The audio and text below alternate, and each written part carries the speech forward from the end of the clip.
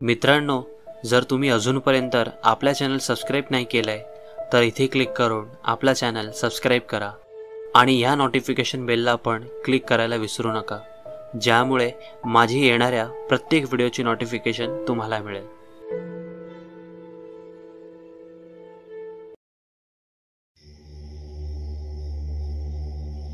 रामाची प्रकृती दिवसेंदिवस खालावत चालली होती. त्याच्या बडबडीने तर चरमसीमा गाठली होती. एखाद्या मनोरुग्णासारखा तो अखंड बडबडत होता, पुटपुटत होता. जणू ती हडळ त्याच्या अवतीभोवतीच घुटमळत होती. जणू त्याच्या कानात काहीतरी पुटपुटत असावी. आपले सैतानी विचार त्याच्या डोक्यात पेरू पाहत होती, त्याला फूस लावू पाहत होती. रामाला कुठल्याही परिस्थितीत गावकुसाबाहेर काढून नदीकडे आणणे हे तिचे इस्पित होते. रामा आता हिंसकही झाला होता. नदीवरची ती अवदसा त्याला वेळी अवेळी, रात्री अपरात्री साथ घालत होती. आणि भान हरपलेला रामा 10 हत्तींचं बळ आल्यासारखं दरवाजावर धडाका मारत होता. जणू सैतान त्याच्याच अंगात आला असावा असा अतृप्त चित्कार करत होता. त्याला सावरायला आता 4-5 रांगडे गडी कमी पडू लागले होते. रामा जर सुटून गावाबाहेर पळाला तर अनर्थ घडणार होतं. उभ्या गावाला याची कल्पना होती, म्हणून रामावर करडी नजर ठेवणे आवश्यक होते. आणि गावकरी तसं करतही होते. पण बजरंग पुजाऱ्याने लवकरात लवकर या हडळीचा बंदोबस्त करावा अशीच साऱ्या गावकऱ्यांची इच्छा होती.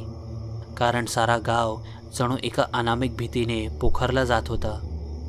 भीतीचं ते सैतानी सावट गावावरून हटायला राजी नव्हतं. लोक सायंकाळी 7 नंतर घरातून बाहेरही पडायला दिसत नव्हती. न जाणो कुठून कुठल्या अंधाऱ्या कोपऱ्यातून त्या अवदेशीची नजर आपल्यावर पडेल आणि ती आपल्याला तिच्या दुनियेत घेऊन जाईल, त्या सैतानी काळ्या जगात घेऊन जाईल, अशी ती भीती होती. अमावस्या आता 2च दिवसांवर होती. गावकरी फार चिंतेत होते.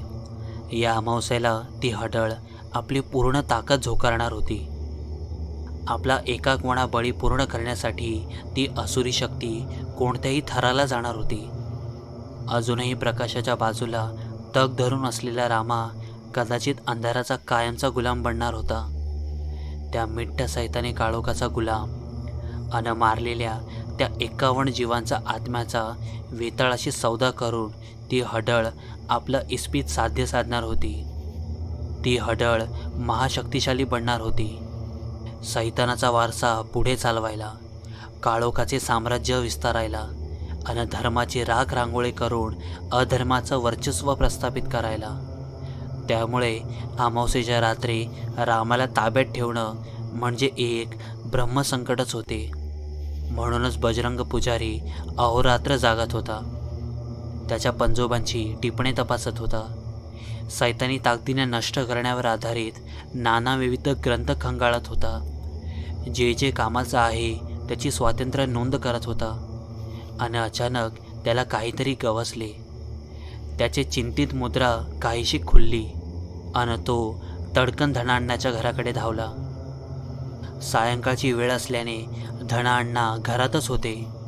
बजरंग पुजाऱ्याला पाहून त्यांनी हसून स्वागत केलं आणि बसायला सांगितले. आणि वेळ न दवडता सरळ मुद्द्याला हात घातला. काय मग बजरंग बापू, निघाला का तोडगा? उद्या अमावस्या आहे. रामाला उद्या रोखणे मुश्किल आहे, हे माझ्यापेक्षा तुम्हाला जास्त ठाऊक आहे. मी त्यासाठीच आलो आहे. एक कायमचा उपाय आहे, पण एक अडचण आहे. ती दूर झाली तर आपण हे सैतानी संकट रोखू शकतो. बजरंग पुजारी एका दमात बोलला. सांगा की मग, सारा गाव आहे तुमच्यासोबत. कसलीही अडचण असो, काढू काहीतरी मार्ग. धन्ना अण्णा जोशात येऊन बोलले. अडचण अशी आहे अण्णा, हा उपाय कोण्या पुरुषाचा नाही, एका स्त्रीच्या हातून करावा लागेल. आणि जर का ती स्त्री गरोदर असेल तर आणखीनच उत्तम, पण जोखीमही मोठी आहे. बजरंग पुजाऱ्याच्या या वाक्यांनी धन्ना अण्णाचा जोश जणू कापरासारखा हवेत उडून गेला. चिंता, भय, अगतिकता अशा एका ना अनेक भावनांचे एक विद्रूप जाळे त्यांच्या तोंडावर उमटले. पण बापू, हे कशासाठी? मी जातो की त्या अवदशीला धडा शिकवायला. धनांना मोठी आवळत बोलला, हे बघा अण्णा, आपण पुरुष स्वतःला कितीही सामर्थ्यवान समजत असलो तर स्त्रियांची सहनशीलता, चतुराईने अन खमकेपणा आपल्यात येणे कठीण. अन मी जो विधी शोधून काढला आहे तो एका स्त्रीच्या हस्ते झाला तरच तो परिणामकारक ठरू शकतो. अन त्यात ती स्त्री जर गरोदर असेल तर हडळ तिथे येण्याची शक्यता दुप्पट आहे. पण ती गरोदर स्त्रीच असावी अशी अट नाही आहे. अन हो, ती स्त्री एकटी असणार नाही, मीही असेन तिथे मदतीला. बजरंगाने दिलेले स्पष्टीकरण एखाद्या कॉलेजच्या प्रोफेसरसारखं अचूक होतं. मग ठीक आहे, आपल्याला घाई करावी लागेल, वेळ फारच थोडा आहे. आजच मीटिंग बोलावून लोकांना सांगू, बघूया कोण तयार आहे का. धना अण्णाला मानेनेच होकार देऊन चहा घेऊन बजरंग बापू उठले आणि घराकडे निघाले. ठरल्याप्रमाणे रात्रीचं जेवण उरकून सर्व अबालवृद्ध, बाया बापाड्या आणि तरुण मंडळी 9च्या सुमारास चावडीवर जमले. हडळीसाठी ठरवलेली मीटिंग असल्याने लोकांमध्ये उत्साह होता. बजरंग पुजाऱ्याने काहीतरी उपाय शोधला असावा. गर्दीत कुजबूज सुरू होती.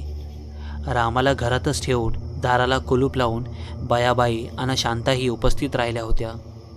पण खबरदारी म्हणून धना अण्णाने 2 तरुण पोरांना रामाच्या घराबाहेर पाळतीवर ठेवले होते. जवळपास सर्वजण जमले आहेत हे खात्री झाल्यावर बजरंग पुजारी बोलायला उभा राहिला. हे बघा गावकऱ्यांनो, आपला संबंध गाव सैतानी ताकदीच्या दाटेखाली आहे. नशीब बलवत्तर म्हणून रामा त्या दिवशी वाचला, अन्यथा या सभेसाठी आपण जिवंतच राहिलो नसतो. पण आपण प्रकाशाचे उपासक आहोत आणि काळा अंधार कितीही घनदाट असला तरी एक प्रकाश ज्योत त्याला पुरून उरते. हे विसरून चालणार नाही.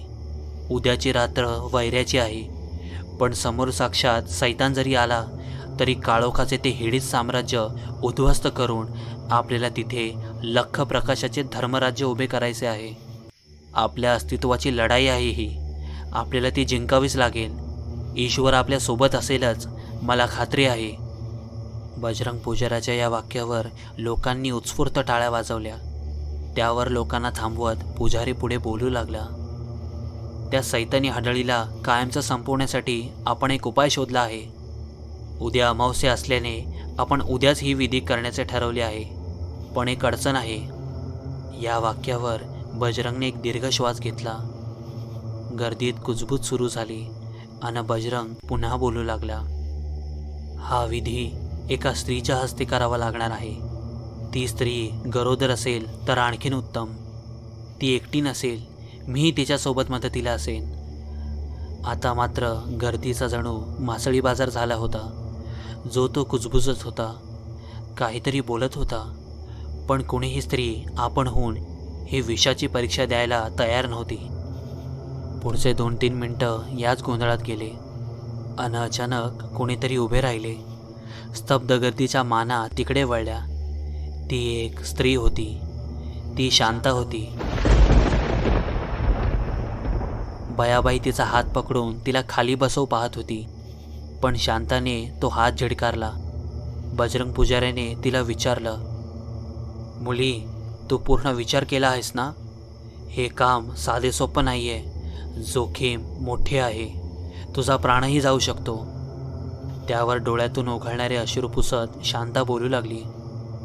पुजारी काका, धोका आहे, मी जाणते. पण गेल्या महिन्याभरापासून माझ्या नवऱ्याची अवस्था मी बघत आहे. त्यांची ती अवस्था बघून काळीच पिळवटून निघते माझे. आणि जर हा उपाय करून तो ठीक होणार असेल तर मी त्यासाठी काही करायला तयार आहे. मग माझा जीव गेला तरी चालेल. शांताच्या बोलण्यात आत्मविश्वास होता. तिच्या डोळ्यात निर्धार होता. सगळेजण शांताकडे कुतूहलाने पाहत होते. तिच्या हिंमतीला दाद देत होते. पण उद्याची रात्र काय घेऊन येणार आहे याची कल्पना शांताला अजिबात नव्हती.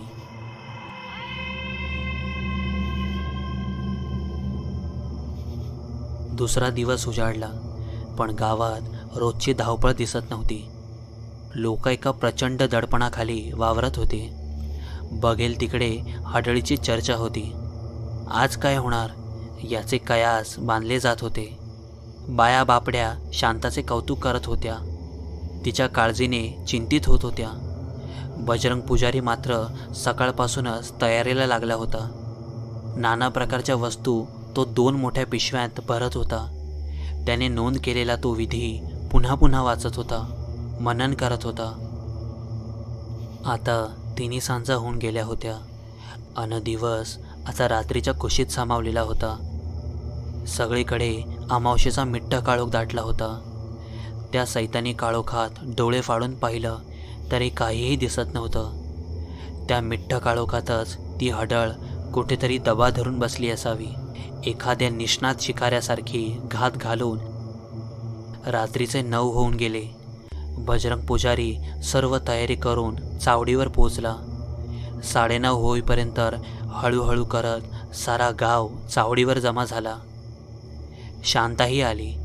आणखी वेळ न दवडता बजरंग बोलू लागला. आम्ही आता निघत आहोत. आजची रात्र ही काळ रात्र आहे, तरी सर्वांनी लगेच आपल्या घरात जा. कोणीही इतरत्र भटकू नका. दारे खिडक्या नीट बंद करा अन घरातच राहा. जर का काही घात झाला अन आढळीने डाव साधला तर ती थेट गावात येऊ शकते. तेव्हा घरात राहून आमच्या सुखरूप परतण्यासाठी देवाची पूजा करा आणि सकाळपर्यंत कुणीही घरातून बाहेर पडू नका. बजरंग पुजाऱ्याची ती वाक्य हृदयाचा थरकाप उडवणारी होती. जर खरंच या दोघांपैकी एकालाही हडळ ठार करू शकली तर ती केव्हाही गावात येऊ शकत होती. आणि तो विचार काळजाचा ठोका चुकवणारा होता. अखंड गर्दीला जणू एका भीतीरूपी कालसर्प डसला. कोणीही काही बोलण्याच्या मनस्थितीत नव्हते. धना अण्णाने हाताने सर्वांना जाण्याचा इशारा केला तसे लोक पटापटा उठून घरी जाऊ लागले. पुढील 5 मिनिटात सर्व चावडी रिकामी झाली. फक्त 4-5 लोक तिथे उभे होते. बायाबाई, शांता, धना अण्णा, बजरंग पुजारी, पांडुनाना, अनेक तरुण. बजरंग पुजारी शांताला उद्देशून हळू आवाजात काहीतरी समजावत होता. बाकीचे आता बघ्याच्या भूमिकेत होते. चांगले 10 मिनिटं झाल्यावर बजरंग पुजारी बोलायचा थांबला आणि धन्ना अण्णाला बाजूला घेऊन काहीतरी सांगू लागला. आणि पुढच्या 2 मिनिटात बाकीच्यांना उद्देशून म्हणाला, वेळ झाली आहे, आम्हाला निघावे लागेल. तशी बयाबाई शांताला कवटाळून जोरजोरात रडू लागली. 2 मिनिटाच्या अवकाशानंतर ते दोघे नदीकडे निघाले. बजरंग पुजारी दोन्ही हातात सामानाच्या 2 पिशव्या आणि एक टॉर्च घेऊन पुढे चालत होता. शांताई हातात एक टॉर्च घेऊन मागून चालली होती. आता ते नदीकडच्या पायवाटेला लागले होते. गावाबाहेर आल्यावर शांताला जाणवलं अगदी मिठ्ठ काळोख दाटला होता. अमावस्येची ती रात्र खायला उठत होती. सैतान जणू आपल्या नरड्यातून काळोख ओतत ती रात्र अजूनच भयानक करू पाहत होता. रातकिडेही जणू सैतानाचाच धावा करत असावे आणि रात्र भीषण बनवण्यात आपलं योगदान देत असावे. ही अमावस्येच्या रात्री म्हणजे स्वर्गलोक, मृत्यूलोक अन पाताळातही ज्यांना स्थान नाही अशा अतृप्त जीवांची आवडीची रात्र. आजूबाजूच्या या मिठ्ठ काळोखात न जाणे किती प्रेतात्मे मृत्यूलोकात यायची धडपड करत असतील. दबा धरून शिकारीची वाट बघत असतील. शांत आणि दोघे झरझर पावले उचलत होते. नदी गावापासून अंदाजे 1 मैलावर होती. अजून 5-1 मिनिटात ते नदीवर पोचणार होते. इतक्यात जवळच कुठून तरी कोल्हेकुई ऐकू येऊ लागली. डाव्या बाजूच्या उशाच्या शेतातून आवाज येत होता. अचानक आलेला तो आवाज भोवतीची भीषण शांतता चिरत असा काही गेला की क्षणभर ते दोघेही दचकले. बजरंगने हाताने शांताला चालत राहा असा इशारा केला. भीतीने गंगारून गेलेली शांता गुमान चालू लागली. आता ते रामाच्या शेतातून पुढे जात होते.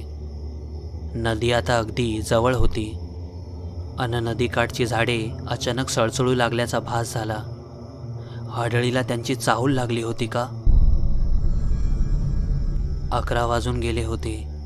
आता ते दोघे नदीपात्रात उभे होते. पात्र जरी मोठे असले तरी पाणी मात्र जास्त नव्हते. बरेच पात्र हे कोरडे होते. दगड, वाळू आणि लवाळाच्या तुरकळ झुडपांनी भरलेले त्या रेताड पात्रात बजरंग ठाण बांधून खाली बसला. तोंडातून कसलासा मंत्र जप अखंड चालू होता. शांता चोहीकडे नजर भिरकावत बाजूला बसली होती. तीही तोच मंत्र पुटपुटत असावी. बजरंगचे हात तलवारीच्या चपळतेने चालू लागले होते. टॉर्चच्या उजेडात त्याने दोन्ही पिशव्यांतले सामान भरभर बाहेर काढले आणि तो तयारीला लागला. त्याने पहिल्यांदा एका रिकामी पिशवीत वाळू भरली. त्यावर हळदी कुंकू टाकून कसलेसे मंत्र उच्चारून ती पिशवी घेऊन भरभर चालत तो पाण्याच्या दिशेने गेला. ती पिशवी वाळूसह पाण्यात बुडवून वाळू ओली केली आणि गेल्या पावली परत आला. त्या ओल्या वाळूने त्याने दोघांभोवती अंदाजे 15 फूट व्यासाचे एक रिंगण बनवले. इकडे शांताने सामानातले शाळूचे पीठ काढले आणि बजरंगने सांगितल्याप्रमाणे वर्तुळाच्या एका बाजूत 2 तारका काढल्या. त्याच्या मध्यभागी चिमटीने जवस, काळे तीळ, उडीद आणि मीठ ठेवले. बाजूला बजरंगने एक छोटा खडा बनवून त्यात सोबत आणलेल्या वाळक्या काठ्या, कापूर, धूप टाकून त्याने तो यज्ञ सुरू केला. धुपाच्या वासाने वातावरण काहीसे सुसह्य झाले. त्या मिट्ट काळोखाचा छेद घेत यज्ञाचा तो प्रकाश बाजूला पसरू लागला. पण त्यामुळे बाजूचा तो सैतानी काळोख चिडला असावा. त्याने वाऱ्याने अखंड झोत पाठवून उजेडाचे ते इवलेसे अस्तित्व पुसण्याचा डाव सुरू केला. सैतान जणू खवळून फुंकर मारत होता. बजरंग कापूरच्या वड्या टाकून यज्ञ अखंडित ठेवण्याचा प्रयत्न करत होता. शांता बाजूला बसून हात जोडून तो मंत्र पुटपुटत होती आणि तेवढ्यात घुबडांचा गुव्य गुव्य असा कर्णभेदी घुतकार सुरू झाला. शांताच्या हृदयाची धडधड वाढू लागली. बजरंग मात्र लीन होऊन मंत्रोच्चारण करत होता. घुबडांचा घुतकार थांबतो ना थांबतो तोच बाजूच्या झाडातून एक सळसळ दौडू लागली. जणू त्या झाडावरून कोणीतरी पळत होतं, पण विजेच्या वेगाने. हे अनैसर्गिक होतं, अमानवी होतं. हीच ती चाहूल होती, ती नकोशी असणारी चाहूल. चाहूल त्या सैतानी शक्तीची, चाहूल त्या अघोरी विकृतीची, चाहूल त्या हेडीस हाडळीची. त्या मिठ्ठ काळोखात डोळ्यांत बोटं घातली तरी काही दिसणं शक्य नव्हतं. पण ती चाहूल दोघांनीही ओळखली. बजरंगने शांताला सावध राहा असा इशारा करत मंत्राचा वेग वाढवला. वारा आता त्या रिंगणाभोवतीच पिंगा घालत होता आणि एका श्वासाचा आवाज येऊ लागला. इतका प्रचंड श्वास एक सैतानी ताकदच घेऊ शकत होती. त्या सैतानी श्वासाबरोबर एक घाणेरडा दर्प येऊ लागला आणि एक भयानक किंकाळी ऐकू आली. इतकी भीषण आणि इतकी दीर्घ, अगदी जवळून. तिची तीव्रता इतकी भीषण होती की रेतीसह संबंध धरती कंपन पावली. हवेत लहरी उठल्या, भोवतालची झाडे थरथरली आणि आता भोवतालच्या त्या मिठ्ठ काळोखातून एक अभद्र आणि तितकाच मोठा कानठळ्या बसवणारा आवाज येऊ लागला. रगात रगात रगात ताज रगात, पोटुशी बाय गवळ मास, आवसची रात होणार बघात. रगात रगात ताज रगात. शांताचा काळजाचा ठोकाच चुकला. तिला दिवस गेले होते म्हणजे तसा तिचा अंदाज होता, पण खात्री नसल्याने तिने कोणालाही सांगितले नव्हते. पण इतक्यात गोड गोष्टीची इतक्या अभद्र पद्धतीने खात्री व्हावी. बजरंगच्या अंदाजाने टाकलेला डाव योग्य पडला होता. हडळ गरोदर बाईकडे आकर्षली जाते आणि तिचा बळी मिळवण्याच्या नादात चूक करू शकते. बजरंगचा विश्वास आता ठाम झाला होता. त्याचे मंत्रपठण अखंड सुरू होते. हडळ आता केव्हाही प्रकट होऊ शकत होती. रिंगणाभोवतीची ती वावटळ थांबण्याऐवजी वाढतच चालली होती आणि अचानक कावळ्यांची कावकाव सुरू झाली. वाऱ्यावर आरूढ होत हजारो कावळे त्या रिंगणाभोवती गरगर फिरू लागले. त्यांची हालचाल यंत्रवण होती. ते हुकुमाचे गुलाम होते आणि त्या कावळ्यांची बोलवती धणी ती हडळ कुत्सिकपणे खी खी खी खी करत कुठेतरी मिट्ट काळोखात झाडावर स्वतःला उलटं टांगून घेत हे सर्व बघत होती.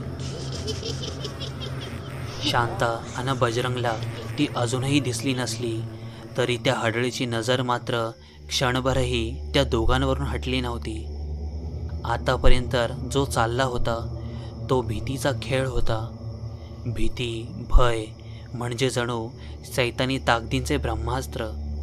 आपल्या सावजाला शक्य तितक्या ताकदीने घाबरवून गर्भगळीत करायचे आणि मग घाबरून हार मानलेल्या त्या असह्य जीवाची शिकार करायची. हा खेळ सृष्टीच्या उत्पत्तीपासूनच खेळत असल्याने या सैतानी ताकदीला आता खेळात पारंगत आहे. पण प्रत्येक गोष्टीला अपवाद हा असतोच. तसा तो आज होता. एवढे प्रयत्न करूनही यश न आल्याने ती हडळ आता खवळली आणि एक रुदन सूर झाल्यासारखी तिची बडबड सुरू झाली.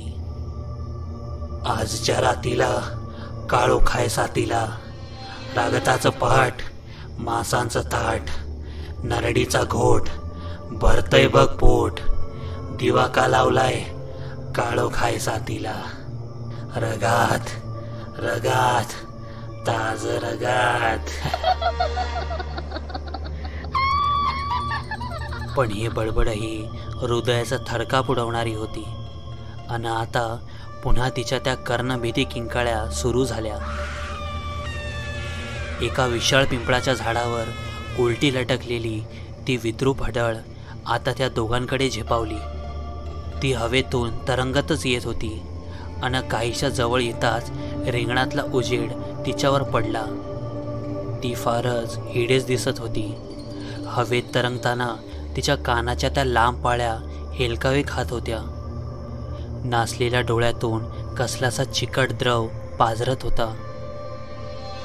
कालापर्यंत तो पदार्थ येताच ती आपली वळवळती काळी जीभ कसली ती काळ सरपत जणू. ती जीभ फुटभर बाहेर काढून सगळा चेहरा चाटत होती. तिने एका हातामध्ये एक तान्हे बाळ पकडले होते. रिंगणात बसलेल्या त्या दोन जीवांना बघताच ते बाळ काहीसे मान वळवून पाहू लागले आणि किंचित हसले. त्याचे दोन्ही सुळे उजेडात चमकले आणि काळी जीभ लपलपली.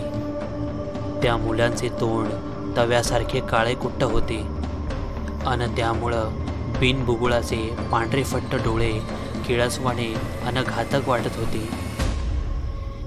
शांताने इतकं भयानक मूल कधीही पाहिलं नव्हतं. मूल कसले, सैतानच तो. तिचा तो अवतार पाहून शांताला भीती, किळस, राग या भावनांचा महापूर आला. ती इतकी घाबरली की तिने काही क्षण गच्च डोळे मिटले आणि हे एखादे दुःस्वप्न असल्याचे वाटून ती पुन्हा खात्री करू लागली. ती बिभीत्स हडळ तिच्याकडेच पाहत होती. शांताच्या काळजाचा ठोकाच चुकला. पण इकडे बजरंगचे कशातही लक्ष नव्हते. तो अखंड मंत्रपठणच करत होता. हडळीने ते मूल पाळण्यात ठेवतात तसे सावकाश बाजूला ठेवले आणि तेही एकाच जागी. अंधातरीत तरंगू लागले. आता हडळ मोकळी होती शिकार करायला, नरडीचा घोट घ्यायला आणि आपला 51वा बळी घेऊन महाशक्तिशाली व्हायला. विकट हास्य आणि चित्कार करत ती रिंगणाकडे झेपावली आणि रिंगणा बाजूला अलगद उतरली. आता प्रवेश करण्याच्या प्रयत्नात असतानाच तिचा उजवा पाय रिंगणाला लागला. पुढची टाच टेकली तशी ती जोरात धक्क्याने मागे फेकली गेली.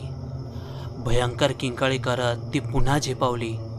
पुन्हा तिने प्रयत्न करून पाहिला पण रिंगण अभद्य होते. आता ती हडळ काहीशी शांत होऊन रिंगणाच्या बाजूला पण शांताच्या अगदी जवळ येऊन फटकल घालून बसली. शांताकडे एकटक पाहत ती हिडीच हसत होती. शांता अंतःकरणातून भेदरली होती. हडळीने ही गोष्ट हेरली आणि लक्ष शांतावरच केंद्रित केले. आणि अचानक शांताला अंधारात कोणीतरी ओरडण्याचा आवाज येऊ लागला. तो रामाचा आवाज होता. क्षणभर तिला वाटले की गावकऱ्यांची नजर चुकवून रामाच आला असावा, पण नंतर तिला बजरंगने सांगितलेले बोल आठवले, हडळ चकवा देते. तिने त्या आवाजाकडे दुर्लक्ष केले आणि ती यज्ञाकडे बसून राहिली. आणि अचानक वाळूतून हेलपाटे खात येणारी एक आकृती दिसली. आता ती आकृती जवळ आली होती आणि रिंगणाच्या प्रकाशात आल्यावर कळाले तो रामाच होता. तो धडपडत आला, पण रिंगणापासून 10-1 फूट अंतरावर येऊन धपकन पडला. त्याला पाहून शांताच्या मनात धस्स झाले. ती उठली आणि तडकन झेपावली आणि गुडघ्यावर बसून त्याला उठवू लागली, रिंगणाकडे खेचू लागली. तेवढ्याच रामाच्या अंगातून काळं धूर येऊ लागलं आणि तो नाहीसा झाला. त्या ठिकाणी हडळीचे ते सैतानी मूल होते. हडळ डाव खेळली होती आणि त्यात शांता फसली होती. हडळीने शांताच्या केसांना पकडले आणि हडळ जमिनीपासून 4-1 फूट तरंगत शांताला फरफटू लागली. भयानक हसत हडळ रिंगणाभोवती शांताला गरगर फिरवू लागली. वाळूत शांताचे पाय ओढले जात होते.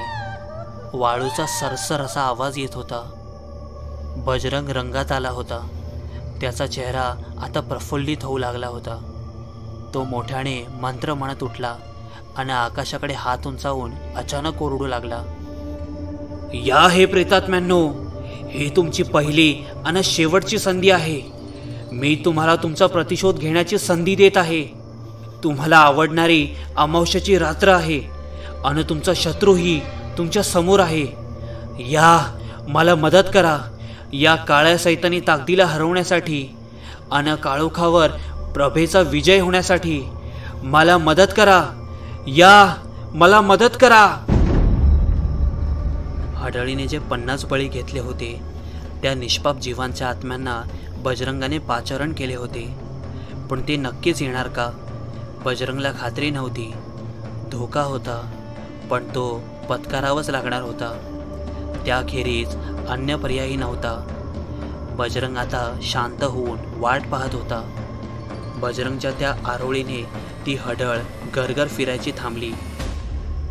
तिने शांताचे केस सोडले. शांता धपकन खाली पडली. ती मूर्छित झाली होती. हडळ भयानक चित्कार करत रिंगणाकडे झेपावली आणि बोलू लागली, हे पुजाऱ्या मुर्ताडा, ज्यांनी मला नदीकडे धाडलं त्या पुजाऱ्यांचीच औलाद नव्ह तू. तुला तर मी कच्चाच खाती बघ. बरा गावलाच तावडीत. अन तेवढ्यात रिंगणाभोवती काळ्या धुराचा एक अजस्त्र लोट पसरू लागला. चित्र विचित्र चित्कार येऊ लागले. धूर विरळत जाऊ लागला. तशा भोवताली घोंगावणाऱ्या काळ्या आकृत्या दृष्टीस पडू लागल्या. प्रेतात्मे आले होते. इलहोक, परलोक आणि पाताळलोक यामधल्या पोकळीत एकाकी तडफडणारे ते उपद्रवी जीव आपला प्रतिशोध घेण्यासाठी आसुसले होते. 1, 2, 4, 15, 20 न जाणे कित्येक आकृत्या होत्या. या आकृत्यांनी हडळीला जखडून धरले. हडळ बिथरली आणि भीषण चित्कारी करू लागली. बजरंगने शांताला जोरात हाक मारली. तशी शांता भानावर आली. आजूबाजूचे ते चित्कारणारे कावळे निराकारी जीव पाहून ती फारच घाबरली. आणि तेवढ्यात बजरंगने ते 2 फूट लांबीचा तो चांदीचा त्रिशूळ शांताकडे भिरकावला. पुढचे काम शांताचे होते. तो त्रिशूळ उचलून ती विजेच्या वेगात त्या हडळीकडे झेपावली. आणि सर्व ताकदीनिशी तिने तो त्रिशूळ हडळीच्या छातीत खुपसला. आजमंत दणाणून सोडणारी भयानक किंकाळी देत हडळ शांत झाली. काळं रक्त बाहेर आलं आणि त्याचवेळी ते प्रेतात्मे आणि हडळ काळ्या धुरात परावर्तित होऊन नाहीसे झाले. त्रिशूल खाली वाळूत पडून सपकन आवाज आला. वातावरण भलतंच हलकं वाटू लागलं. बजरंगने उत्साहाने उठून पिशवीत आणलेली फटाक्यांची माळ पेटवली. फडफड असा धणका उठला.